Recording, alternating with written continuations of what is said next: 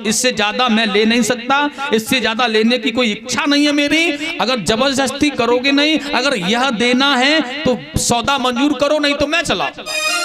राजा बलि ने कहा, दिखने में जितने छोटे लग रहे हो ना, यह मांगने वाली बुद्धि भी बिल्कुल उतनी छोटी है। राजा बलि के यहाँ मांगने आए हो और क्या मांगा इन्होंने? 3 पग भूमि, वह भी अपने छोटे से पैरों से। चलो कोई बात नहीं है, कम से कम मांगा तो सही है। तो मांग ही नहीं रहे थे भाई, हैं? कम से कम मांगा तो सही। ठीक है, गुरुजी के पास में गए, गुरुदेव संकल्प करना है। किस बात का भैया? एक ब्राह्मण देवता को 3 पग भूमि दी है दान में। आहा, शुक्राचार्य जी ने देखा इतना बड़ा संतोषी कौन आ गया इस यज्ञ में, जो कि राजा बलि धर्मात्मा राजा ऐसे महान तेजस्मयी दानी के पास में आकर के 3 ही पग भूमि मांग रहा है। अरे भूमि मांगता तो और ज्यादा भी मांग सकता था, 3 पग भूमि। शुक्राचार्य जी ने देखा ये भोले भाले राजा को कोई पागल बनाने आ गया, इसलिए सोचना विचार करना प्रारंभ कर दिया और योग शक्ति से देखा कि मैं देखूं यह ब्राह्मण है कौन।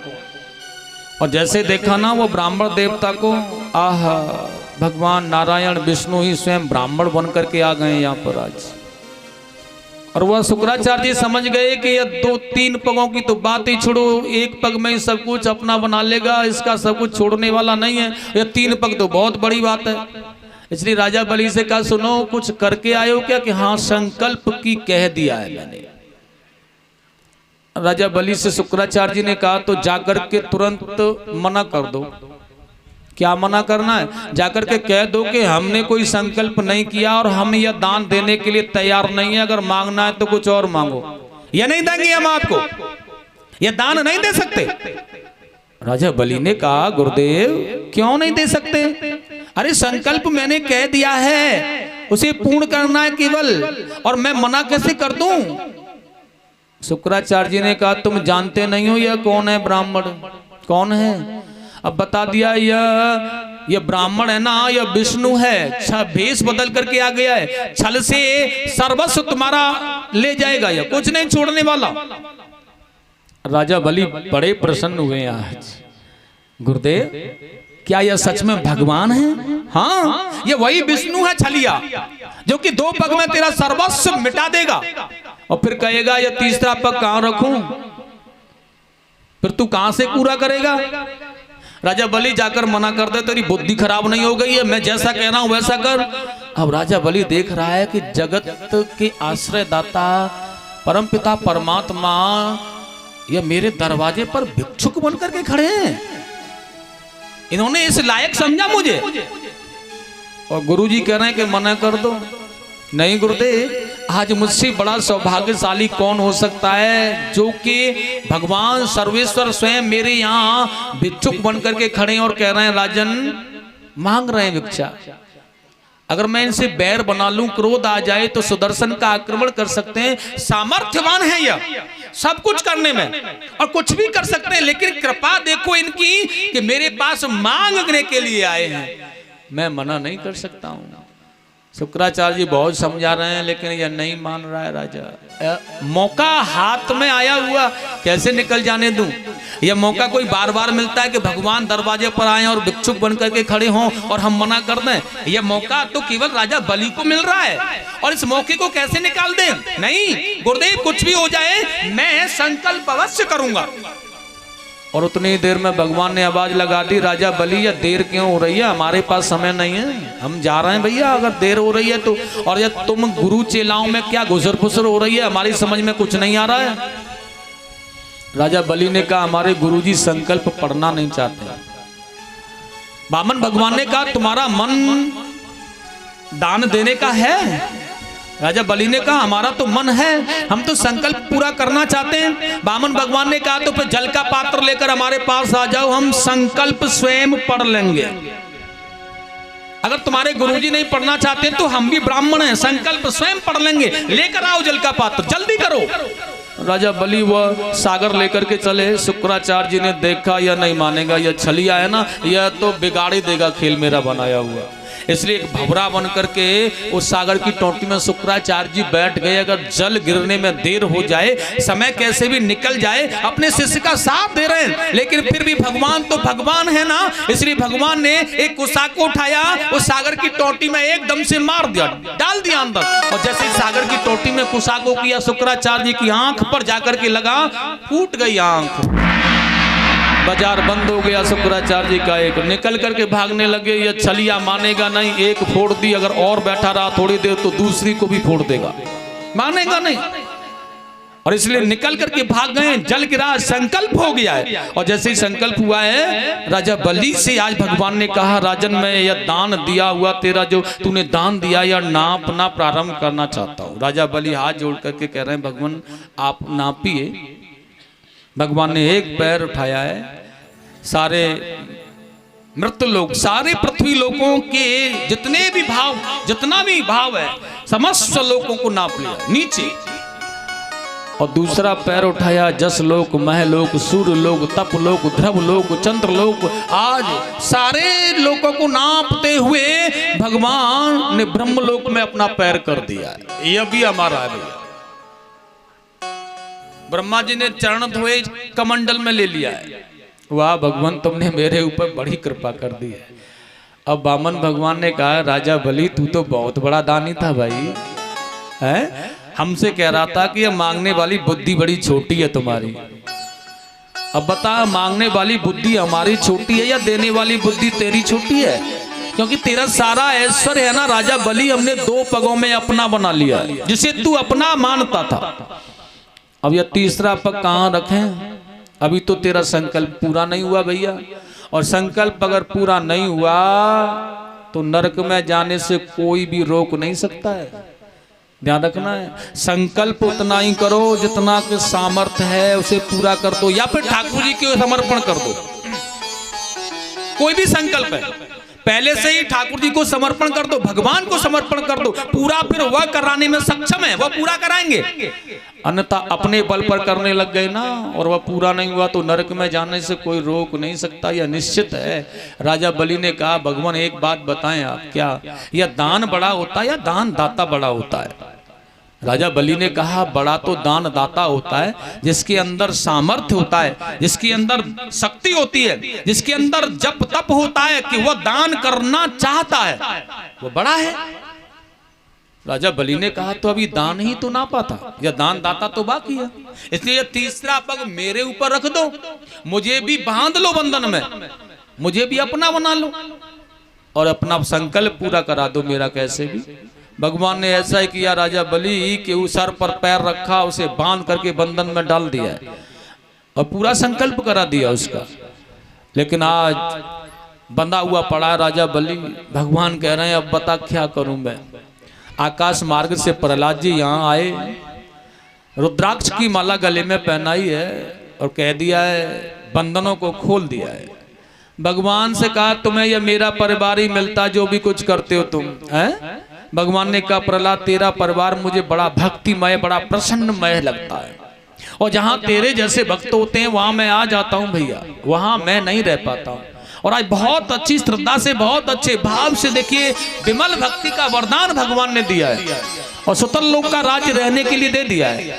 विंध्यावली ने भगवान से मांगा है एक वरदान, प्रभु आप हमारी भक्ति से प्रसन्न हैं, एक वरदान दें आप हमें। दोनों पति पत्नी खड़े हैं, क्या वरदान चाहिए? आज दोनों ने बड़ा प्रसन्न पूर्वक कहा है। कितनी चालाक है ये पत्नी राजा बलि की, है? और देखिए कितने प्रेम रूपी भाव से भगवान को बांधने के लिए चली है ये। मेरे पति को बांध दिया है इसने, मैं भी इन्हें बांधूंगी। और कैसे बांधा है पता है? भगवान ने बड़ा सुंदर कहा है, मांगो क्या मांगना चाहती हूँ। विंध्यावली ने कह दिया, भगवान आपने हमें जो महल रहने के लिए दिया है ना, उसमें 52 दरवाजे हैं, और हम जहां से जैसे निकल करके जाएं ना, अपने घर से जब भी निकल करके जाएं तो पहले आपका दर्शन हो, उसके बाद जाएं, और घर में जब प्रवेश करें तो पहले आपका दर्शन हो, उसके बाद में करें। ठाकुर जी ने कहा, फिर तो हमें पहरेदार बनना पड़ेगा भैया। अब भक्त कहता है हमें इससे कोई मतलब नहीं कि पहरेदार बनोगे या कौन बनोगे, वो तो तुम जानो, हम तो नहीं बना रहे हैं पहरेदार। हम तो यह चाह रहे हैं कि आपका दर्शन हो जब घर से निकल करके जाएं तो, और लौट करके घर में अंदर जाएं तो आपका दर्शन हो। पहले जब बाहर जाएं तो दर्शन आपका करके जाए, आपका दर्शन पहले हो हमें, क्योंकि आपका दर्शन करके जाएंगे तो कार्य पूर्ण होगा, अच्छा बनेगा। भगवान आ गए, ठीक है, तथास्तु। और जब तथास्तु कह दिया तो राजा बलि जैसे ही चला, सुतल लोक के लिए परिवार के साथ में भगवान को पहले पहुंचना पड़ा, क्योंकि वरदान था जैसे ही अंदर जाएं तो पहले आपका दर्शन हो। भगवान को पहले पहुंचना पड़ा है, और दरवाजे पर खड़े रहते हैं, न जाने कब निकल आए भैया, कोई पता नहीं है, क्योंकि वरदान है खड़े हमें आपका दर्शन होना निश्चित है। और वहीं पहरेदारी करते हैं, कभी इस दरवाजे पर, कभी यहाँ, कभी वहां घूमते रहते हैं बेचारे। बड़ा सुंदर कहा है महाराज सुखदेव स्वामी ने। बहुत समय यूं ही बीत गया, यूं ही चलता गया। लक्ष्मी जी परेशान हो गई अकेली बैकुंठ में। प्रभु जी ऐसे कौन से कार्य के लिए गए कि लौट करके नहीं आ पाए अभी तक। नारद जी ने परामर्श किया और नारद जी ने बताया कि तुम्हारे पति आजकल कहाँ हैं, क्या कर रहे हैं, कैसे रह रहे हैं। नारद जी के द्वारा बताए ज्ञान के अनुसार माता लक्ष्मी जी आई हैं राजा बलि के पास। और देखिएगा श्रावण मास का महीना है, रक्षाबंधन विधान लेकर के आए, हाथ में बांध दिया है। अब भाई को भी कुछ देना पड़ेगा। अब रीते हाथों नहीं भेज सकता भैया हमें, क्योंकि हमने भाई के रक्षा हेतु, उनकी सुरक्षा हेतु ये रक्षा विधान बांधा है अपने भैया के। और जब बहन भाई की सुरक्षा की जिम्मेदारी ले रही है तो भाई का भी कर्तव्य बनता है बहन के लिए कुछ करना। इसलिए राजा बलि ने भी कह दिया, आज तुझसे मैं बहुत प्रसन्न हूं, जो मांगना चाहती है मांग ले। लक्ष्मी जी ने देखा मौका अच्छा है, अब इसे हाथ से मत निकलने दो, इसलिए कह दिया मुझे तुम्हारा यह पहरेदार बहुत पसंद आ गया, इसे दे दो, मैं इसे ले जाने आई। राजा बलि ने कहा 1, 2, 4, 6, 20,000 जो भी लेना है पहरेदार ले जाए, इसे क्यों ले जा रही है। नहीं, मुझे यह पसंद आ गया है, यह अकेला ही बहुत लोगों का काम कर लेता है, इसलिए यही चाहिए। अगर देना है तो दे दो, अन्यथा मना कर दो, मेरी तो कामना है तुम्हारे लिए हमेशा। भगवान ने देखा लक्ष्मी जी तो प्रयास कर रही हैं, राजा बलि ने भी देख लिया ये अपने पति को ले जाएगी, मानेगी नहीं, इसलिए बुला लिया। विंध्याबली ने कहा सुनो आ जाओ, बिठाला दोनों को, बहुत अच्छा पूजन किया है और लक्ष्मी जी को समर्पण कर दिया। पुनः राजा बलि और विंध्याबली ने भगवान को ले जाओ और बड़ा सुंदर समर्पण कर दिया, हम अपने बंधनों से मुक्त कर रहे हैं भगवान आपको, आप जा सकते हैं। लेकिन चलते चलते कह दिया सुनो नंद रानी को दहेज में दे रही हूँ, इसलिए ज्यादा मत कुछ कहना है, क्योंकि लक्ष्मी जी ले जा रही है, मैं दे रही हूँ, इनसे कुछ कहना नहीं है। लेकिन भगवान ने भी उसकी भक्ति पर प्रसन्न होकर के कहा मैं तेरे सदैव तेरे यहाँ पर इसी भांति रहूंगा, सदैव तेरा इसी भांति कल्याण करता रहूंगा। ऐसा भगवान ने राजा बलि को बहुत सुंदर वरदान दिया है। प्रेम से बोलेंगे आनंद कंद भगवान की, गोविंद भगवान की जय जय श्री राधे श्याम। बड़ा आनंद वैभव है। आगे का बड़ा सुंदर प्रसंग है, बहुत ही सुंदर आनंदमय भाव है महाराज। तब तक के लिए बड़ा सुंदर भगवान का भजन कीर्तन करेंगे, आप ताली बजा कर परम से बोलो राधे राधे। मेरा आपकी कृपा से सब काम हो रहा है, की कृपा से सब काम हो रहा है। सभी तालियां बजा करके बोल ले।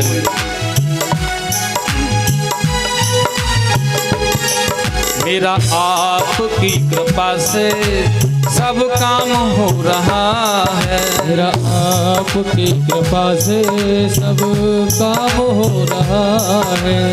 करते हो तुम कन्हैया, करते हो तुम कन्हैया, मेरा नाम हो रहा है। करते हो तुम कन्हैया, मेरा नाम हो रहा है। मेरा आपकी कृपा से सब काम हो रहा है, मेरा आपकी कृपा से सब काम हो रहा है।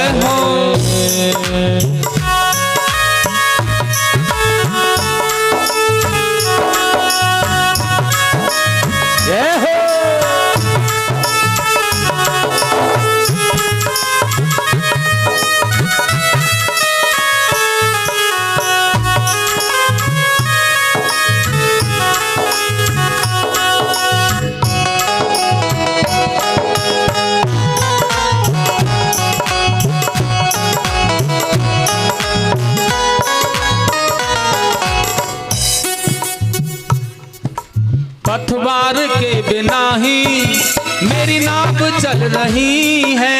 पतवार के बिना ही मेरी नाव चल रही है। पतवार के बिना ही मेरी नाव चल रही है। पतवार के बिना ही मेरी नाव चल रही है। बिन मांगे है कन्हैया हर चीज मिल रही है। बिन मांगे है कन्हैया हर चीज मिल रही है। बिन मांगे है कन्हैया हर चीज मिल रही है। बिन मांगे है कन्हैया हर चीज मिल रही है। अब क्या बताऊं मोहन, अब क्या बताऊं मोहन, आराम हो रहा है। अब क्या बताऊं मोहन, आराम हो रहा है। अब क्या बताऊं मोहन, आराम हो रहा है। अब क्या बताऊं मोहन, आराम हो रहा है। मेरा आपकी कृपा से सब काम हो रहा है। मेरा आपकी कृपा से सब काम हो रहा है। जय हो हे हरि।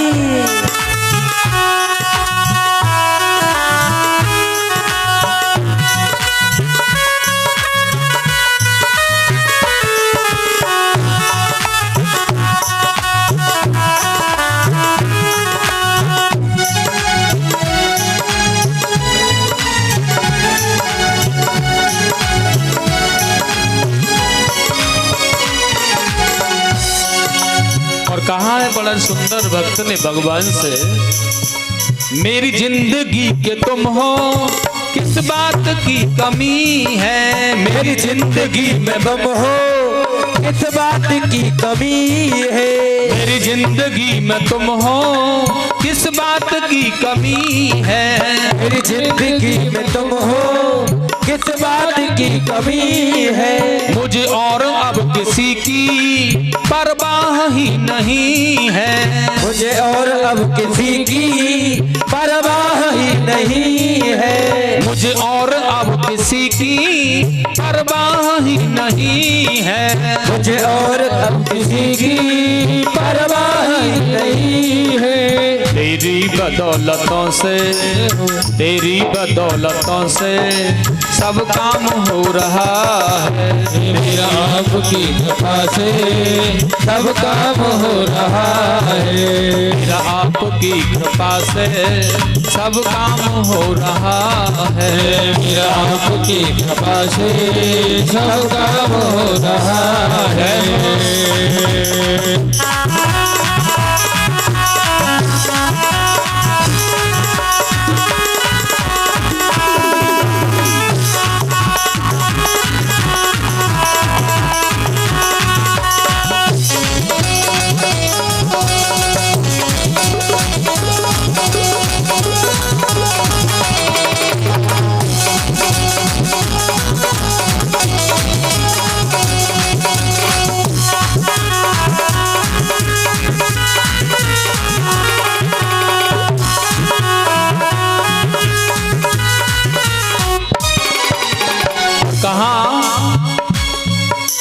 दुनिया में होंगे लाखों, तेरे जैसा कौन होगा। दुनिया में होंगे लाखों, तेरे जैसा कौन होगा। दुनिया में होंगे लाखों तेरे जैसा कौन होगा। दुनिया में होंगे लाखों तेरे जैसा कौन होगा। तुम जैसा बंदा परवर भला ऐसा कौन होगा। तुम जैसा बंदा परवर भला ऐसा कौन होगा। तुम जैसा बंदा परवर भला ऐसा कौन होगा।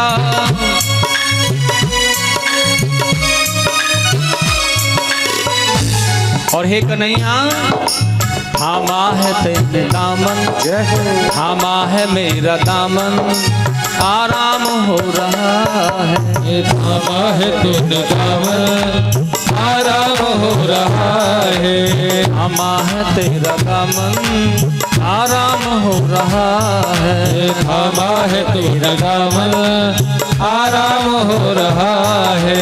मेरा आपकी कृपा से सब काम हो रहा है।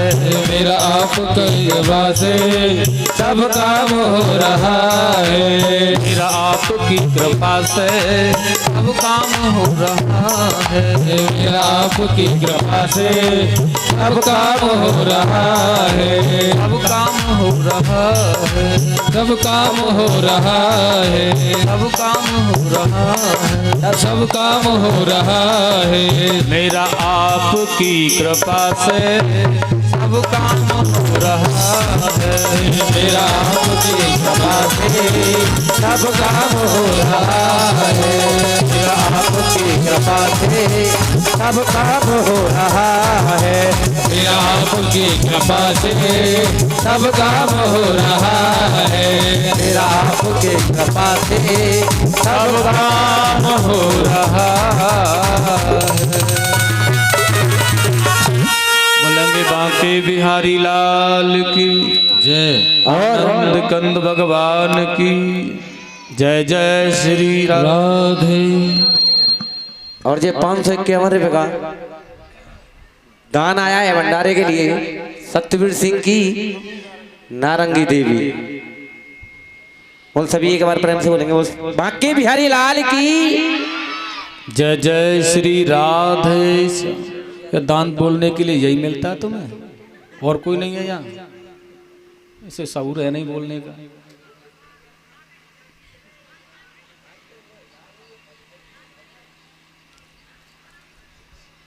तो तुमने कहावत सुनी होगी, मैंने शायद पहले कभी सुनाया भी होगा, याद हो तो।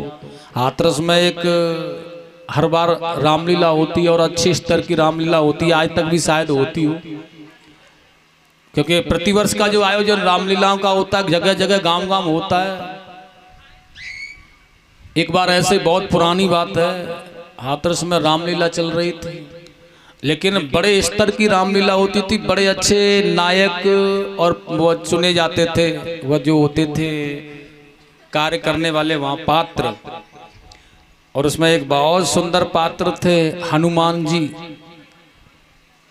बीमार हो गए बेचारे एक दिन अब बीमार हो गए, हनुमान जी के का पात्र खेलते थे वो। अब बीमार जब हो गए तो कमेटी वाले बड़े परेशान थे बेचारे, अब हनुमान किसे बनाएं भाई। आज का बहुत ज्यादा काम था हनुमान जी वाले पात्र का, और वह काम क्या था कि रावण के सामने संवाद होना था हनुमान जी का। वो किसी ऐसे कैसे को ऐसे वैसे को कैसे बनाते हैं, तय हो गया। अब ढूंढ रहे हैं बेचारे, ढूंढते ढूंढते वहीं नजदीक में देखा एक भोलू नाम का हलवाई था, वो बड़ी मिठाइयां सुंदर भाव बहुत अच्छा करता था काम, मोटा ताजी था। और देखिए जब मोटा ताजी था तो उसके पास में आ गए, और उसके पास में आकर के बड़े सुंदर भाव से कहा, भैया एक काम कर दोगे हमारा। भोलू हलवाई ने कहा क्या करना है? देखो तुम्हें हम हनुमान बनाना चाहते हैं। और मोटा ताजी था तो था ही, और उसका जो शरीर था वो हनुमान जी के लायक भी था। और उसने कह दिया हनुमान बनना है ना?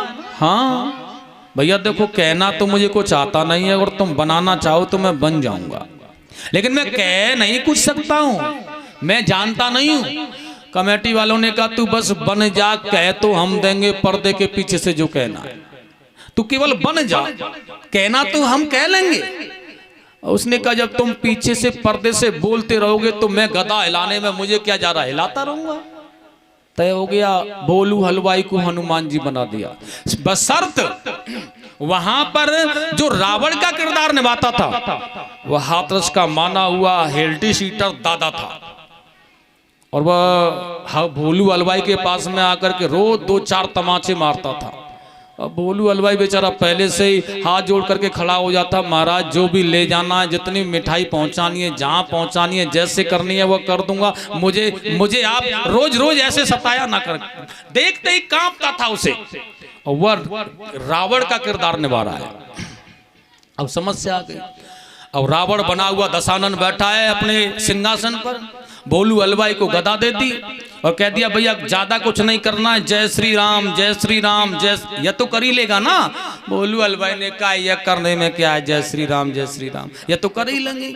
और दशानन बैठा है रावण दादा अपने सिंहासन पर, और जैसे ही कमेटी वालों ने पर्दा खींचा और हनुमान और रावण का सामना हुआ, और जैसे ही रावण ने दलकार मारी, ए बंदरी के बच्चे, और जैसे देखा हनुमान जी ने रावण की और बंदरी के बच्चे, यह दादा मारा, ओ गदा को फेंक दिया और लवशंका कर गया मंच पर ही, और चरणों में जाकर के गिर गया, महाराज क्षमा करना मुझसे गलती हो गई। क्यों? क्योंकि यह बंदरी का बच्चा तो इन्होंने मुझे बनाया है कमेटी वालों ने, मैं बंदरी का बच्चा नहीं हूं, मैं तो तुम्हारा सेवक हूं, मैं तो वही भोलू हलवाई हूं। हैं सारा का सारा खेल बिगाड़ दिया। ऐसे ही साउंड वाला है, ये कोई बोलना फूलना जानता है, कैसे बोलना है क्या करना है, या वही भोलू हलवाई में से है, बना दिया हनुमान इसे। तो एक बार प्यार से बोल देंगे बांके बिहारी लाल की, चला गया उठ करके, यहाँ रहा तो नहीं। बड़ा सुंदर, बहुत ही सुंदर भाव है, बड़ा आनंद है। देखिएगा आगे बड़ी सुंदर कथाओं के माध्यम से सुखदेव स्वामी ने बड़ा सुंदर कहा है, राजन भगवान ने मृत्स्य अवतार लिया है और वैवस्वत मनु सतव्रत मनु महाराज के द्वारा उन्होंने वह दृश्य कराया है। एक बार यह नदी में तर्पण कर रहे थे, एक मृत्स्य का बच्चा इनके हाथ में आ गया, उसे छोड़ना चाहा, वह घबराने लगा, बोलने लगा, चिल्लाने लगा, मेरा यह दम घुट रहा है, मैं परेशान हूं, और उन्हें लेकर के अपने कक्ष में आ गए। बहुत अच्छी तरह से उन्हें रखा वहां, लेकिन वहां भी वह घबरा करके चिल्लाने लगा तो एक सुंदर सरोवर में उसे डाला, लेकिन वहां भी वह घबराने लगा तो वहीं जहां सागर है वहीं उन्हें डाला।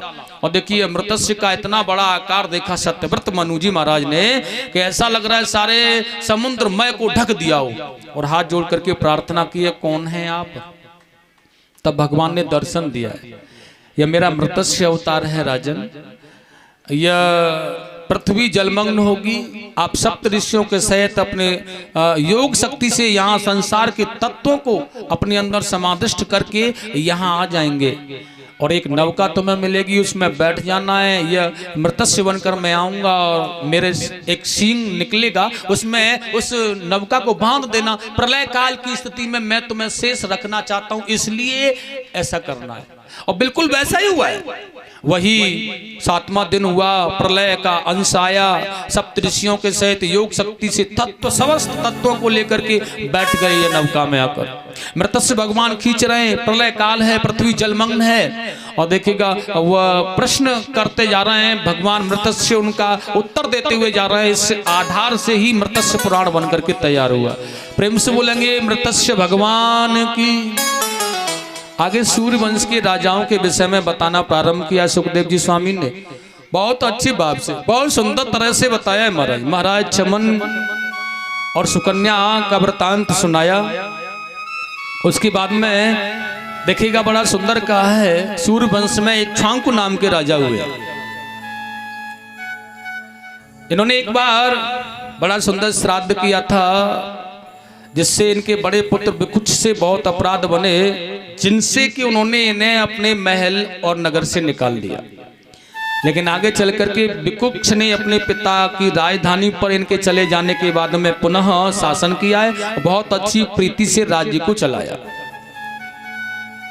और उसके बाद में देखिएगा विकुक्ष के पुत्र हुए हैं, बहुत अच्छा शासन किया उन्होंने अनेजा। उसके बाद अनेजा के पुत्र पृथु हुए, पृथु के विश्वरंदी हुए, विश्वरंदी के यौवनाश्व नाम के पुत्र हुए हैं। यह यौवनाश्व ने बहुत अच्छा यज्ञ कराया संतान न होने के अभाव में। यह वही यौवनाश्व जो रात्रि में अवमंत्रित जल पी गए थे, जिनकी कुक्ष को फाड़ करके एक पुत्र हुआ था, जिस बालक का नाम मानधाता रखा गया था।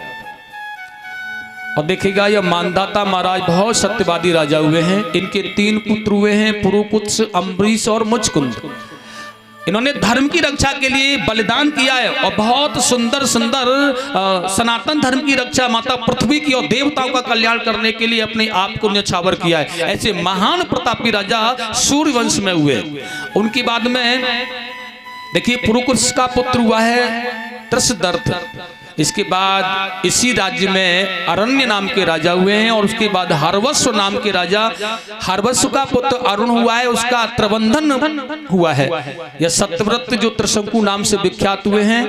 विश्वामित्र जी ने इन्हें शरीर के सहित स्वर्ग भेजा था महाराज। वही त्रिशंकु महाराज के पुत्र हरिश्चंद्र जी हुए हैं, और जिनकी परीक्षा स्वयं विश्वामित्र जी ने ली थी। आज भी गाथाएं गाते हैं हरिश्चंद्र जी महाराज की। उनके पुत्र रोहित हुए हैं, और उसके बाद में रोहित का पुत्र हरित हुआ है, हरित का चंप, और उसके बाद में सुधैव नाम के राजा हुए। उसके बाद इस वंश में विजय नाम के राजा, और उसके बाद भरुक, भरुक का पुत्र हुआ है बाहुक। इन बाहुक महाराज से शत्रुओं ने राज्य छीन लिया था, और ये अपनी पत्नियों को लेकर के ऋषियों के पास में रहे थे, जहां इनकी पत्नी के गर्भ हुआ। अन्य माताओं ने विष दे करके उसे मारना चाहा, लेकिन वह बालक संतों की कृपा से विष को गरल करके निकला, नष्ट करके निकला, जन्म लिया उसने। तो देखिएगा उस बालक का नाम सगर रखा है। महान तेजस्मयी प्रतापी राजा हुए सगर। इन्होंने पुनः अपने पिता की राजधानी में लौट करके शत्रुओं का वध किया और शासन किया। 60,000 पुत्र हैं इनकी महाराज। इन्होंने अश्वमेघ यज्ञ किया है, लेकिन इस अश्वमेघ यज्ञ में छोड़े हुए अश्व को इंद्र चुरा ले गया है और कपिल भगवान के यहाँ बांध दिया है। अपने पिता की आज्ञा से इन 60,000 पुत्रों ने उस अश्व को खोजना प्रारंभ किया है, और यह खोजते खोजते इस अश्व को देखिएगा कपिल भगवान के आश्रम पर आ गए। लेकिन इन्होंने एक संत का बहुत बड़ा अपमान किया है और कह दिया, देखो यह बगुला भगत बना हुआ बैठा है। जैसे बगुला बड़े आराम से खड़ा रहता और एकदम से कोई आता है उसे ग्रहण कर लेता, खा लेता, और जैसे कि कितना बड़ा भजना नंदी बन रहा है, भजन बन रहा है, लंबा चौड़ा तिलक, बड़ा ओढ़ करके बैठा हुआ है, बड़े भजन में मग्न है। और हमारे पितामह के अश्व को चुरा लाया है, पकड़ लो इसे, मार डालो, बांध लो उसे। और जब ऐसा कहा तो देखिएगा भगवान कपिल के नेत्र खुलते ही वह जल करके भस्म हो गए, ढेरियां बन गई उनकी, नष्ट हो गई, अब तो राख बन गई है। लेकिन उसके बाद में देखिएगा महाराज सगर की दूसरी पत्नी केसरी के पुत्र असमंजस हुए हैं, और असमंजस का पुत्र हुआ है अंशुमान। ये बहुत ही सादा प्रवृत्ति का हुआ है। एक दिन सगर ने अपने पौत्र से कहा है, भैया हमारा अश्व नहीं मिला, आज तक तुम कोशिश करोगे क्या उसे खोजने की? तो देखिए अंशुमान अपने पितामह की आज्ञा पाकर के उस अश्व को खोजने के लिए चल पड़े। और देखिए यह भी उस अश्व को खोजते हुए वहीं पहुंचे हैं जहां वो अश्व बना हुआ है। लेकिन इन्होंने इतनी भूल नहीं की है जो पहले इनके पूर्वजों ने की है। ये जाकर के भगवान कपिल के चरणों में प्रणाम करते हैं, बहुत सुंदर वंदन किया है। ये अश्व तो बाद में है, लेकिन पहले संतों का सत्कार, बहुत अच्छा सत्कार किया, बहुत अच्छा प्रणाम किया है। और देखिएगा आज इतना सौंदर्यमय स्तुति की कि भगवान कपिल प्रसन्न हो गए। और भगवान कपिल ने कहा है, हे पुत्र, यह तुम्हारे पितामह का अश्व है, यह मेरे किसी काम का नहीं है, इसे ले जाओ। लेकिन फिर भी अंशुमान ने उस अश्व को नहीं देखा है। अंशुमान ने केवल एक बात कही है, भगवान मेरे यहाँ पूर्वज आए थे, इस अश्व की खोज में मुझे यह बताओ कि वह कहाँ है। और देखिएगा बताया भगवान कपिल ने, वह तो यह ढेरियां पड़ी है ना, यह सब तुम्हारे पूर्वज हैं। अब यह बताओ कि इनका उद्धार कैसे होगा। भगवान कपिल ने कहा है, माता के पवित्र गंगा, माता के सौंदर्यमय पवित्र जल से इनका उद्धार हो सकता है। और देखिएगा आंसू को लेकर के अपने पूर्वजों के कल्याण के लिए अंशुमान ने वह यज्ञ पशु अपने पितामह को सौंपा है और बहुत अच्छी प्रीति से इन्होंने आगे चल कर के अपने पूर्वजों के कल्याण के लिए माता गंगा को प्रसन्न करना चाहा, लेकिन लाने में असमर्थ रहे। उसके बाद इनके पुत्र हुए हैं दिलीप, उन्होंने भी बहुत कठोर तप किया है अपने पूर्वजों का कल्याण करने के लिए, लेकिन वह भी माता गंगा को लाने में असमर्थ रहे। उसके बाद में उनके पुत्र हुए हैं भागीरथ। भागीरथ ने कठोर तप किया है और बहुत कठोर तप करके माता गंगा को प्रसन्न कर लिया है। और देखिए माता गंगा को जब प्रसन्न कर लिया तो उन्हें मृत्युलोक में आना पड़ा है।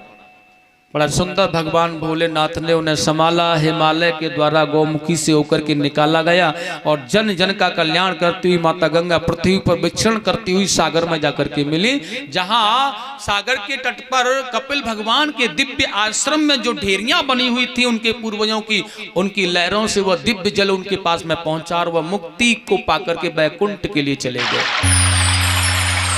प्रेम से बोलेंगे गंगा मैया की, आनंद कंद भगवान की। आगे इसी वंश में भागीरथ के पुत्र श्रुतु हुए हैं, उसके बाद सिंधुदीप नाम के राजा इस वंश में हुए और सिंधुदीप के पुत्र आयुतायु, उसके बाद ऋतुपर्ण, उसके बाद सर्वकाम, उसके बाद सौदास नाम के राजा, उसके बाद सुदास के सौदास, उसके बाद अश्मक, उसके बाद में मूलक और उसके बाद दशरथ, उसके बाद एडविड नाम के राजा हुए हैं और एडविड के राजा विश्वसह हुए और विश्वसह के राजा खटवांग हुए हैं। खटवांग महाराज के पुत्र दीर्घबाहु हुए और दीर्घबाहु के पुत्र रघु हुए हैं और महाराज रघु के पुत्र महाराज अज हुए और महाराज अज के पुत्र महाराज दशरथ हुए या चक्रवर्ती सम्राट हुए। महाराज बहुत अच्छा शासनकाल अयोध्या नगर है, अयोध्या सी नगरी है, सरयू सा किनारा है, बहुत अच्छी प्रीति, बहुत अच्छा भाव है प्रजा के प्रति, बहुत ही आनंद मग्न है। यह ध्यान रखना है। यह ऐसे प्रतापी राजा है, इन्होंने कई बार देवताओं के साथ में मिलकर के दैत्यों से युद्ध किया है और देवताओं की सुरक्षा की है और दैत्यों को युद्ध में हराया है। महाराज दशरथ जी, ये इंद्र है ना, ये इनके मित्र हैं देवराजेंद्र। कभी ये स्वर्ग जाते हैं ना तो महाराज बड़े आनंद के साथ में ये अपना आधा स्थान, आधा सिंहासन छोड़ते हैं इनके लिए और उस पर बैठालते हैं। ये इतनी सुंदर मित्रता है, बहुत अच्छा भाव है, प्रजा का पालन बहुत अच्छी प्रीति से चल रहा है, बहुत सुंदर समाज कल्याण, प्रजा बड़ी प्रसन्न है, बड़ा आनंद भाव है। लेकिन समय बदल गया है, वही बात है, संसार में आया उसे जाना है, चौथापन आगने वाला है। महाराज दशरथ जी के मन में विचार आ गया है, एक बार भूपति मन माही, भय गलान मोरे सुत नाही। मन में विचार आ गया, हमारे यहाँ कोई पुत्र नहीं है, लेकिन मेरे बाद में इस प्रजा का ख्याल, इस वंश को आगे बढ़ाने वाला कौन होगा। और ऐसा जब मन में भाव आया तो देखिएगा उसका केवल निवारण करने वाले कौन हैं, वह केवल एक ही हो सकते हैं, सदगुरु। और यह अपने गुरुजी के पास में चले गए और गुरु वशिष्ठ जी के पास में जाकर के सर रख दिया है चरणों में और एक ही बात को कहा है, गुरुदेव आप हमें यह बताओ कि सूर्य वंश में अंतिम राजा क्या दशरथ ही है। देखिए अपने आप ही बात बन जाएगी, क्या सूर्य वंश का अंतिम राजा दशरथ है। और गुरुजी ने देखा दशरथ जी को मन में चिंता है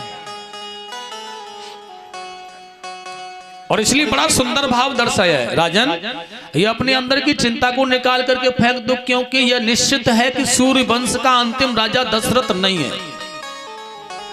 जब ऐसा गुरुजी ने कहा, जब अंतिम राजा दशरथ नहीं है तो इसका मतलब है कि फिर तो पुत्र होंगे।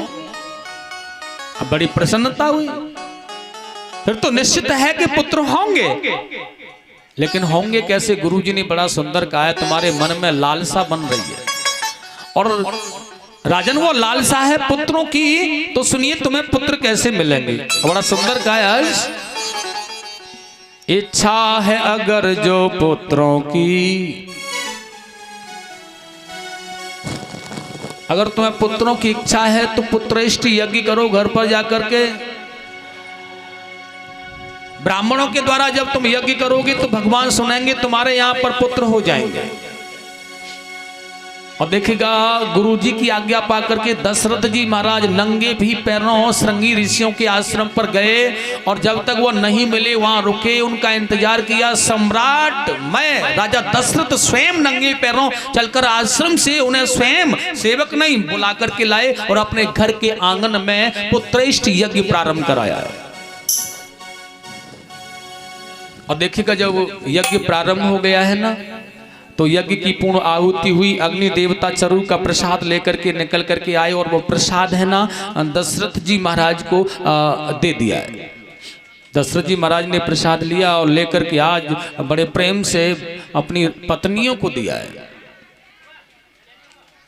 और देखिए बड़ा सुंदर कहा है यहाँ पर, पटरानी कौशल्या जी को जाते ही आधा भाग दिया।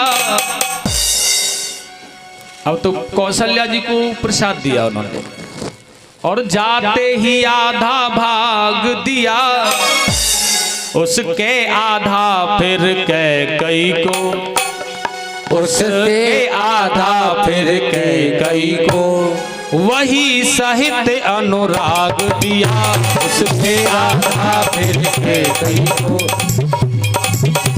आधार दिया।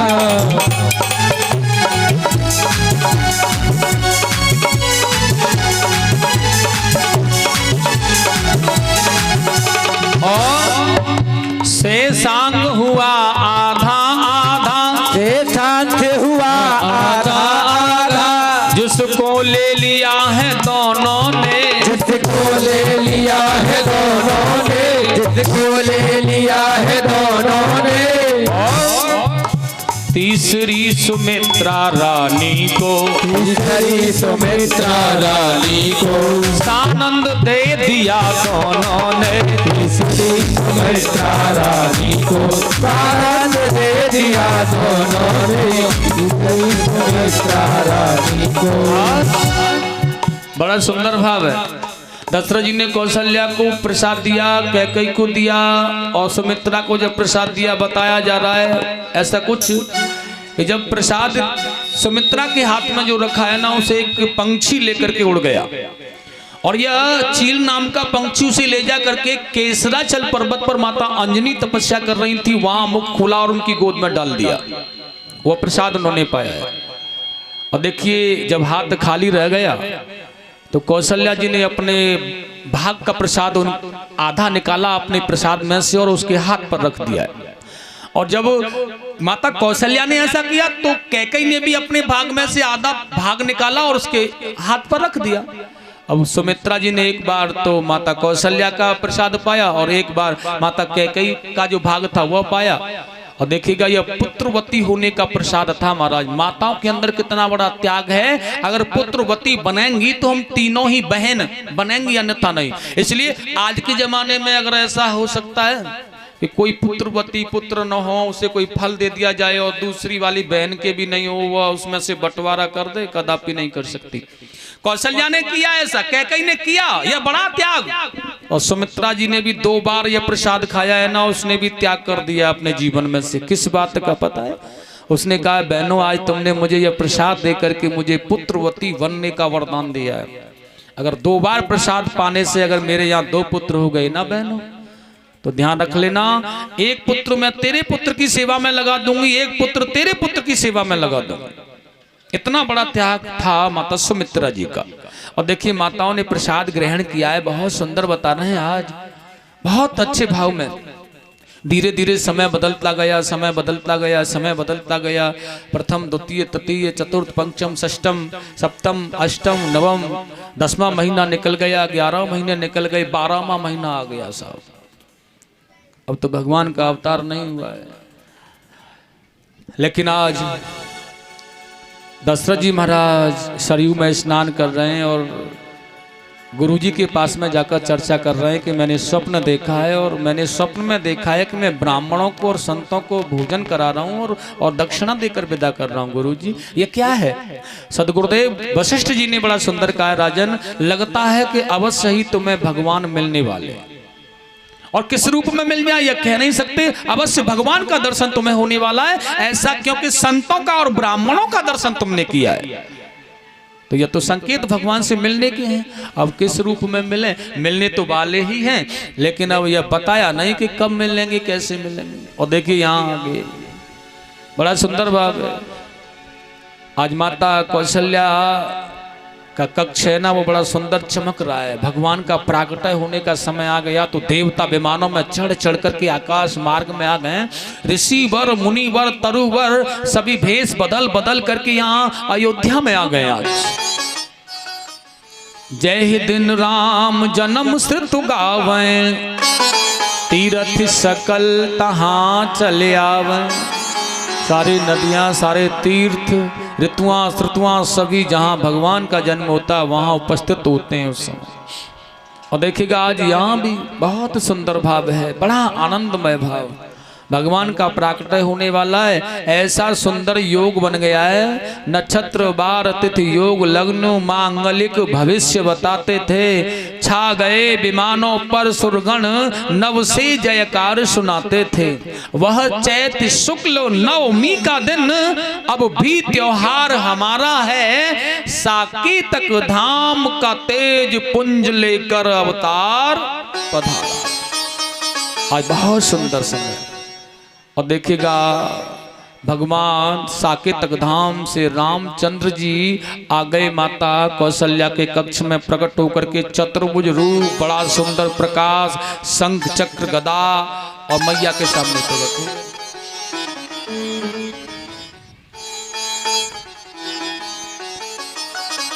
भय प्रगट कृपाला दीन दयाला, कौशल्या हितकारी, हर